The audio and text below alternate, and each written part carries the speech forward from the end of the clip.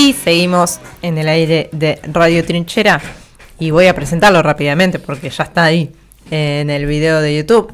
Gaby Kudrik con su columna lúdica y este juego que nos trajo hoy. Y así de paso termino de masticar el pancito porque hoy es un programa que tiene muchas harinas. No tengo voz, pero ahí están viendo la tapa de el Commands and Colors Edad Antigua de Richard Borg. Después vamos a hacer la fichita. Mientras se atora Sol con el agua. Y vamos... En este juego vamos a reeditar batallas de lo que fue la guerra larguísima de Roma contra Cartago. Estamos entrando ya. Esto es lo que podemos llamar Serious Gaming. O sea, acá juegan grandes. ¿Sí? Córranse, chicos. Ahí va. Van a jugar los grandes. O sea, estamos hablando... Este es un wargame sencillo. Hay wargames ultra complejos. No recuerdo si ya traje algún juego de guerra, que a eso nos referimos cuando decimos wargames. En definitiva, los juegos de guerra son juegos que reproducen conflictos militares. La mayoría son históricos, tienen mayores o menores niveles de abstracción, o mejor dicho, mayores o menores niveles pretensión o... Sí, niveles de pretensión de simulación, ¿sí? Este es un juego muy sencillo, tiene muy pocas reglas para lo que suele ser un wargame, por supuesto, pero es un juego sencillo, con el que, con pocos elementos, y estamos hablando de... Yo acá tengo cantidad de bolsitas Ziploc. Recién señalaban exactamente.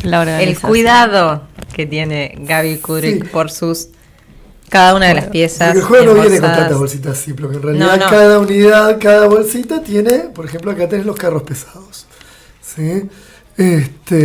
O acá... Todo esto lo haces vos después. Acá tenés la caballería media, exactamente. Son distintas unidades que tienen distintas características de acuerdo al tipo de unidad que pretende, de vuelta con cierto nivel de abstracción, pretende lograr que en esa combinación de reglas y en este caso tiradas de dados, y bueno, también el uso de algunas cartas, les iba a mostrar los daditos porque son muy boniticos, decía entonces pretende simular las distintas características que tenían estas unidades. Entonces, una infantería pesada, por ejemplo, y estamos hablando de, si hablamos de Roma contra Cartago, por ejemplo, las legiones romanas, que las hemos visto en películas y demás, era una formidable máquina militar, con formaciones muy específicas y demás. Bueno, entonces va a tener mucha más capacidad de hacer daño. A la vez, si la... Si la unidad tiene un líder, y los líderes son los distintos generales que estaban presentes, son personajes históricos. Cada escenario que vamos a pelear, acá hay 12, si no recuerdo mal, escenarios para jugar. Son distintas batallas reales en las que se simula el terreno en el que se dio la batalla y la disposición de las fuerzas. Una vez que hacemos eso, empezamos a combatir. Bueno, esto entonces que estamos viendo es un wargame de cubos, porque está hecho con cubos de madera. Después hay otro tipo de wargames, yo voy a ir trayendo, incluso hay wargames gratuitos que se pueden descargar, imprimir y jugar. Uno prueba, por ahí la próxima traigo eso. Traigo... Los wargames suelen ser juegos para dos personas, porque se representa un enfrentamiento entre dos fuerzas, aunque hay también formas o wargames que admiten más jugadores. Después también se puede complejizar, se puede meter política, se puede meter un montón de cosas. En este caso es un wargame puro de enfrentamiento.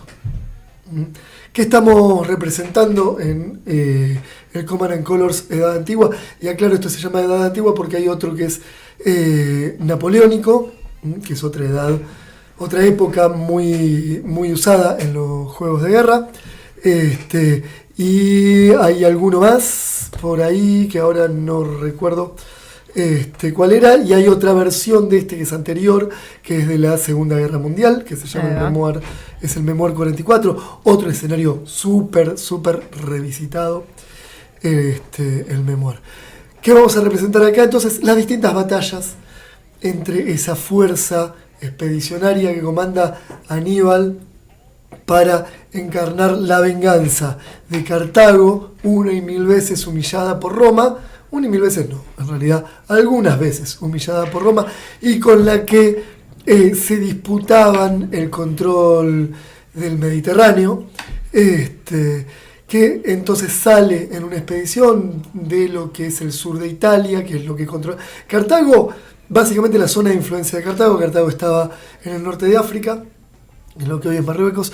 ¿Vieron que hay una película, por ahí se la cruzaron en Netflix ahora, una de Antoine Fuqua, que es un gran director de películas de acción, que me desmienta Goyo si quiere, pero va a estar equivocado, que se llama Aníbal, que es con Denzel Washington, con un casco. Bueno, hay mucho enojo con eso porque un Aníbal negro es medio raro. Aníbal se supone que era un moro, lo que hoy podemos llamar un moro, o que lo que los españoles de antes de 1500 llamaban moro. Estamos hablando de un árabe. Era alguien entonces de la zona de lo que hoy es Marruecos. ¿Ese mate es para mí? Sí. Bueno, se agradece. Y también dominaron el sur de España. ¿Qué hizo Aníbal entonces en un momento con Aníbal era Barca, y los Barca tenían un juramento de destruir Roma. Un juramento familiar por el sufrimiento que una y otra vez, las humillaciones a las que se habían sometido.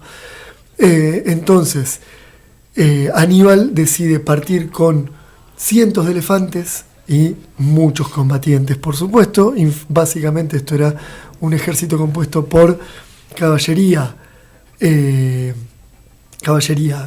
infantería y elefantes, una caballería ultra pesada. Cruzan hacia Francia, lo que hoy es Francia, y terminan cruzando los Alpes.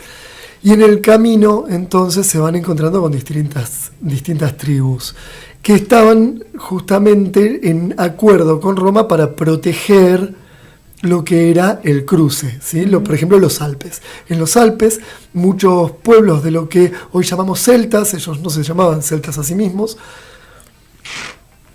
pero muchos pueblos entonces de lo que hoy llamamos celtas, estaban vigilando el pase de los Alpes. Si vos pasás a los Alpes, cruzás a lo que hoy es Italia. Claro. ¿Sí? Y empezaba a ser un problema para Roma. Bueno, después de avanzar y avanzar con sus elefantes y demás, cruzan los Alpes. En los Alpes se encuentran con algunas de estas tribus, con las que tienen ciertas escaramuzas. Él pretendía hacer un acuerdo con estas tribus, porque había siempre algún descontento con Roma, y aparte había mucho oro en juego. Así que lo primero que hace después de un par de batallas es aplastar un pueblo. Un pueblo, una villa, un lugar, ¿no? Un villorio. Cuando decimos aplastar, estamos hablando de la antigüedad, estamos hablando de matar hasta los perros. Claro. ¿Sí? Que quede perfectamente claro que acá había algo que no íbamos a negociar, que es: ustedes a nosotros no nos pegan. Y ahora hablemos. Después de hablar, después de que corriera el oro, después de que, aparte con esa derrota, estos pueblos creyeran que la victoria iba a estar del lado de los cartagineses, se sumaron y continuaron entonces con su avance. La gran primera batalla se da en Trebia, en realidad se da antes. Ahí el padre de él, gran Escipión el africano, casi muere, y su hijo de 17 años, Escipión, lo salva. Escipión iba a ser después el llamado a destruir a Cartago. Una estratagema que usa Aníbal, muy, muy interesante, hace que cuando llegue el ejército consular, Aníbal tenía también un ejército de jinetes una división de jinetes númidas, eran un pueblo africano, ellos eran negros, negro mota, y grandes jinetes, grandes guerreros, eran parte de la expedición. Los indígenas de la zona de los Alpes traicionan a los romanos. Polibio, un historiador romano, dijo: cayeron por la noche sobre los romanos acampados junto a ellos, eran aliados hasta ahí, matando e hiriendo a muchos, cortando sus cabezas, se pasaron a los cartagineses, se entregaron las cabezas como forma de decir: ya está, no se preocupen, somos de ustedes. Después de eso, entonces sí, se da la batalla de Trebia, donde el ejército consular...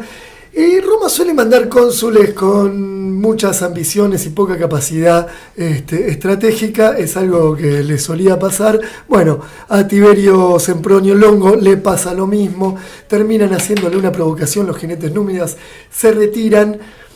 Entonces Tiberio dice: vamos a darles una lección, avanza con sus legiones. ¿Qué pasa? Que en realidad Aníbal había dejado, por la noche había ocultado en unos arbustos, en unas matas que habían ahí cerca, mucha infantería que ellos dejan atrás al avanzar. Estaban al mando de su hermano, del hermano Magón Barca. Cuando la batalla se pone en su punto álgido, salen de su escondite y terminan aplastando a los romanos, que también son entonces pasados encima por los elefantes. Los elefantes no corrieron una gran suerte, fueron muriendo, fueron despeñándose también en los Alpes y demás, pero bueno, siempre queda esa imagen de el ejército de Aníbal Barca, que iba a tardar 14 años destruyendo pueblos y avanzando sin que los romanos pudieran pararlo. 14 años avanzando por el territorio, como se dice, viviendo de la tierra, como decían en la Edad Media. Vivir de la tierra significa saquear, claro, básicamente, porque ellos no plantaban.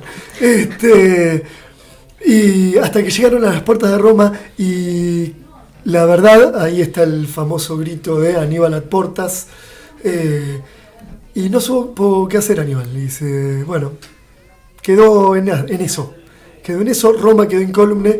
Una expedición por el Mediterráneo, comandada por ese antejoven, y hoy todavía más o menos, Escipión el Africano, logra entonces destruir a Cartago, y según dicen, además de someterla a tributos muy grandes, regaron con sal sus campos para que no volviera a crecer nada. Increíble. Toda esa historia está tratada de... Toda esa historia, en realidad nosotros lo que vamos a hacer en este juego es ir, como ven acá, este es el cuaderno de escenario, sí, ir reproduciendo batalla tras batalla. De las batallas importantes. Ahí, si se fijan, la cuarta, creo, es la de Trebia, pero también está Canás por ahí, que es una gran batalla. Yo tengo una pregunta. Sí. Los juegos que vos dijiste que eran War Games, juegos de guerra, pueden ser de fantasía también, por ejemplo. También hay mucha fantasía y mucha ciencia ficción. Yo de hecho ahora estoy esperando uno de ciencia ficción, que es una iteración, un cambio en otro juego que a mí me gusta mucho, que está centrado en la Segunda Guerra. Es una serie de juegos que se llama Undaunted, que tiene escenarios del norte de África. Una caja es del norte de África, otra caja es de Normandía, otra caja es de Stalingrado, una caja gigante. Y ahora sacaron uno de ciencia ficción. Y también ahora, cuando termine, seguramente paso, como está Facu, seguramente voy a pasar por tu casa. Está ahí mi alma mater, de Torre de Juegos, porque estoy esperando también La Guerra del Anillo, que es una reproducción de La Guerra del Anillo, del Señor de los Anillos, en este caso con un mecanismo de cartas. Increíble. Ahí estamos viendo, bueno, la tapa en la BGG. Les hago, yo no sé cuánto queda porque no tengo la pauta abierta. Mandale, dicen ahí. Bueno, entonces les cuento que este juego, a mí me gusta hacer la fichita exclusivamente para 2 jugadores, una duración de 1 hora por escenario, puede ser un poquito más, un poquito menos, de acuerdo al escenario. Está recomendada para 12 o más años. Sí, eso quedó claro al principio cuando dijiste, este es un juego de grandes. Sí, sí. Este no es para jugar con niños. ¿Y la idea es en elegir una de las guerras o jugar todas? Yo estoy jugando la campaña, todos los escenarios con un amigo con Roma y con otro amigo con Cartago. Entonces vamos jugando en orden. Ahí va. Pero vos podés elegir uno y jugarlo tranquilamente. También. ¿Y ahí están viendo todos los cubitos. Esos cubitos tardé 2 mañanas en prepararlos, porque en realidad vienen... Es una caja llena de cubos de madera y planchas de stickers. Ah, para armar, claro. Y manejate. Bien. Igual hermoso. Es una tarea hasta debe ser... relajante, sí, te pones a escuchar algo. Yo lo hice escuchando, por ejemplo, a Ángel Fareta hablar de distintas cosas. Lo diseñó Richard Borg, que es un diseñador especializado en este sistema, que él lo inventa. Este sistema, el sistema de Command and Colors, es un invento de él. Y después, ¿qué sería claro, cuando hablamos en los Wargames de sistema, en los juegos en general, pero sobre todo en los Wargames, ahí lo ven, alguien hizo miniaturas. Está buenísimo. Hizo pequeñas miniaturas y entonces lo juega con miniaturas en lugar de los cubitos. Oh, está muy bueno eso. Muchas veces vos inventás un sistema de resolución de batallas. Bueno, yo voy a hacer que por ejemplo, la línea de visión sea así, que los disparos sean de esta manera, el combate a distancia funcione así. Bueno, y después ese sistema, una vez que lo tenés inventado, bueno, decís, bueno, ¿cómo funciona en Roma? Investigás cómo se combatía y haces entonces que funcione para ahí. ¿Y cómo funcionaría si hago una pelea en la edad de bronce? Entonces vamos a la guerra de Troya. Entonces, de tal manera vas a 1500. Entonces empezás de esa forma a hacer cambios. Por eso es que este juego puede tener, el que no me acordaba era el de las batallas samurái. Por eso este juego puede pelearse en la edad antigua y ahí tenés esta caja, es la primera, pero después vas a tener también para que peleen espartanos, atenienses y demás, distintas cajas que se pueden agregar. Pero también vas a tener uno de las peleas de la era Sengoku en Japón, otro de, como decía, el Memoir 44 de la Segunda Guerra. Vas a poder cambiar los distintos detalles como para jugar batallas en otras épocas, ¿no? Eso suele pasar en los juegos. Decíamos entonces, Roger McGowan es el dibujante, un dibujante de Wargames, especializado en Wargames, y la editorial en español es De Beer, que suele editar juegos de GMT. Un día voy a traer de GMT, tengo varios juegos así confrontacionales, pero uno por ahí que les puede interesar es un juego de Jason Matthews y Ananda Gupta, que se llama Imperial Struggle y que habla de la lucha imperialista por el control de los recursos del resto del mundo, ¿sí? O sea, estamos hablando de plena época imperialista, o sea, toda la época del siglo XVI, XVII, XVIII, el imperialismo con control territorial y con expolio directo. Entonces es la batalla entre las dos grandes potencias europeas que se disputaron, que es Francia e Inglaterra, ¿no? Después de la caída de España quedan esas dos potencias, y es un juego que pretende reproducir muchos años de conflicto y muchos escenarios a la vez. Es un juego muy interesante. Sí, estoy viendo el listado y... El listado de todo lo... de Commands and Colors. Todas las variaciones que tienen. Sí, son muchísimas. Desde el 2000. Muchísimas. Y por otro lado, sí. El juego. Del 2006, pero el Memoir 44, que fue el primero, es anterior incluso. Claro, sí. El primero es Battle Cry. Sí, es verdad, es anterior. Esa es 2000. Sí. Así que bueno, espero que les haya gustado. Los Wargames están muy pensados para quienes gustamos de la historia, pero también para quienes tienen ganas de pegarse unos tiritos y no les importa el contexto. Excelente. Para mí es una forma de explorar. A mí me gusta mucho la historia militar en particular. Entonces las disfruto en ese sentido, saber qué batalla se estaba jugando, cómo eran las técnicas de combate. Suele ocurrir que si no conoces las técnicas de combate de la época, estés jugando mal porque el juego un poco te dirige. Está atravesado con eso. Exacto. Pero bueno, también explorarlo también es eso, ir aprendiendo qué es lo que te pide el juego, que en definitiva es combatir como se combatía en esa época. Y no sé si ya estamos de vuelta porque no estoy con la pauta, pero... Luca te comentaba que parece un Age of Empires analógico. Claro, pero no tiene, si se quiere un Age of Empires sería más el que comentaba recién, el Twilight, claro. Perdón, el Imperial Struggle, porque ahí vos vas a tener que tener recursos y demás. Bien. Hay juegos, también puedo traer en algún momento, hay juegos que son juegos de civilización, que son de construir una civilización. Entonces ahí sí se va a parecer más a un Age of Empires. Has traído. Puede ser que en algún momento haya traído. El Catán no sería como bueno, algo un así. Catán puede ser, es una hiper simplificación. Bien, claro. Pero sí, pero hay juegos que tienen el componente religioso, el componente de investigar tecnologías y demás, que hace que se parezca más a un Age. Facundo en el chat. Ferrari. Dice: ese pelado le gusta jugar con soldaditos, es un niño grande. No, yo acabo de decir que estos son juegos para grandes, así que... Pero sí, lo conocemos y... Eso lo hice de envidia porque le prometí que iba a llevar este juego para que lo pruebe hace rato. Dice, lleva el Cuba Libre. Yo todavía no. Bueno, Cuba Libre, ahí les voy a contar. Cuba Libre es un juego de una saga que se llama Coin, la Coin serie, inventada por Volko Ruke, que fue un analista de la CIA y demás. Es un juego donde hay varias facciones que se disputan. Cada una tiene una forma distinta de ganar, porque cada facción representa una de las que estaba disputando el poder, pero a la vez ganar para cada facción significa otra cosa. Entonces vos tenés Cuba Libre, se llama, es sobre el momento de la revolución, ¿no? Los años previos a la revolución, y vas a tener un bando, vos podés jugar con los mafiosos, vos podés jugar con el poder yanqui, con el Estado, con los revolucionarios.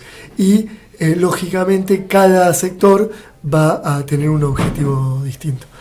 Eso es una mezcla ya más de simulación política, si se quiere, pero también tiene, porque si seguimos a uno de los grandes teóricos, si no el más grande teórico de la guerra de la historia, que es el prusiano y gran, hay que ponerse de pie, Karl von Clausewitz, la guerra es la continuación de la política por otros medios. Entonces, en estos juegos, en la COIN, que viene de la doctrina de contrainsurgencia justamente, se simula también eso.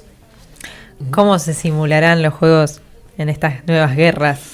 Ya hay, ¿no? De hecho, ya hay wargames que exploran, porque los wargames aparte se usan mucho. También podría traer en algún momento alguno de estos. Los wargames se usan para entrenar militares.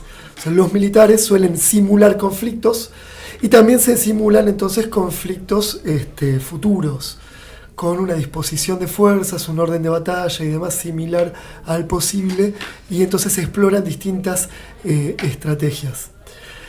De hecho, dicen que el ejército alemán en algún momento decidía, cuando había una disputa entre algunos, entre a quién promover, a qué generales promover al Estado Mayor, a veces se definía en un wargame eso. Mira. Porque el que a ellos le dirían Kriegspiel o Kriegspiele, o me van a disculpar el alemán, gente. Sobre todo me va a disculpar mi bobe, que hablaba yiddish y entonces entendía alemán porque es todo muy parecido.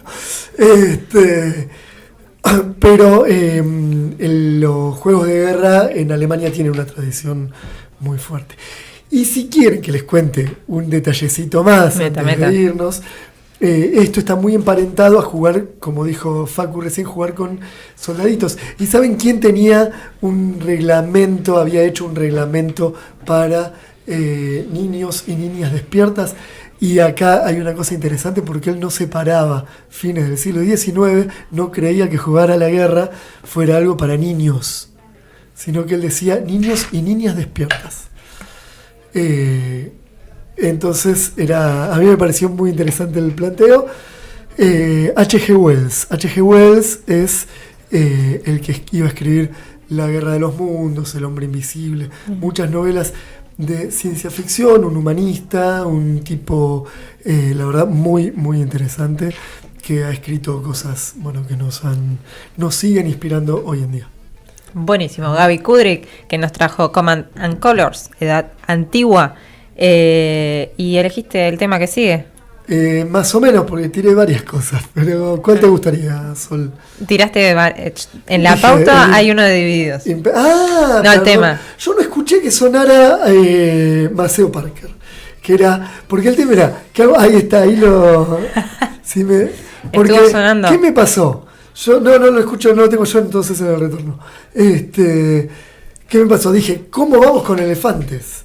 Y me encontré al gigante del saxo, y el tipo con más groove de la tierra, que es Maceo Parker. Entonces yo quería poner Pisada de Elefante, y al final decidí Divididos, que tiene un tema que se llama Elefantes en Europa. Y ¿qué más gráfico que eso? Estamos hablando claro. si no es de elefantes en Europa, gente. Bueno, vamos con eso entonces. Vamos con y eso. enseguida seguimos.